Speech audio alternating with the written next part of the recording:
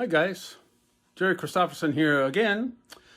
Today I'm going to show a little trick that I figured out just a few minutes ago in how to install a diverter valve in a Price Pfister faucet.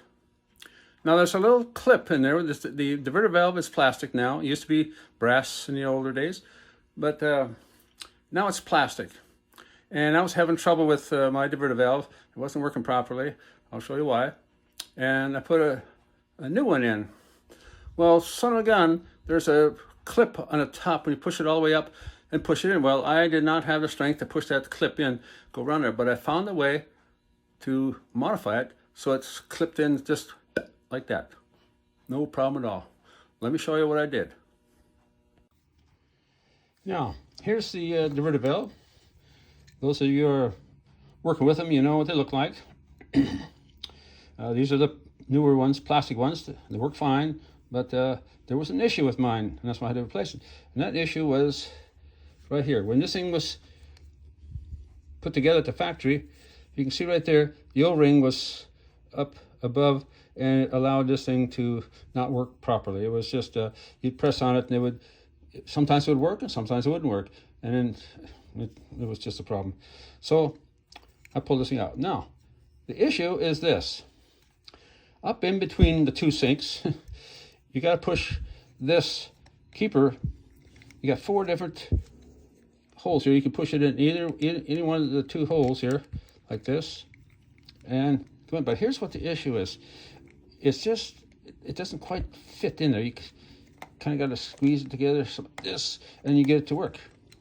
Now I thought maybe I could put it like this, and I could just snap it on, but that did not work.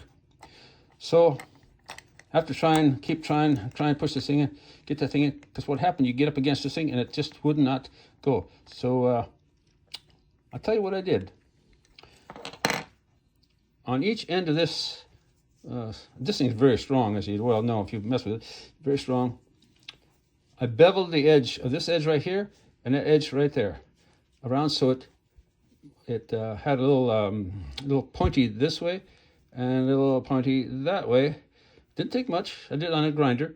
Just rotate on the grinder like this, around the grinder like this here, till there was a point there. And then when I put this thing in, it literally snapped in with my finger. It just went snap. Done deal. I mean, that's all it took. It's just to take those. Now, maybe they ship these things with that, with them tight enough so that it doesn't fall out. Which made you think, well, maybe I can just push it on, you know, snap it on over the receiver right here. But it didn't work for me. Maybe that's the way they're supposed to do it. But I was pushing every way I could, and it just didn't want to go in. So, but anyway, when I ground this thing at a little angle, a little, 45, 30 degree angle, whatever, just a little bit on each side. This camera's strange to work under. When I put it in there, it literally just went, it just went snap, nothing to it. I hope that helps, guys, because I was working with this thing, trying to get a slip joint to plug up there, try to press this thing, it fell out, I couldn't get it. I had a pair of gloves on, trying to push this thing in. I wasn't strong enough to get that thing to snap over that. There's a slot up there this thing snaps into. And as you can see, once it's in there, the grinding that you do on there, filing grinding, doesn't affect, because it's out here. It's out here, so after you've done it, it's no problem. But anyway, it worked like a champ for me.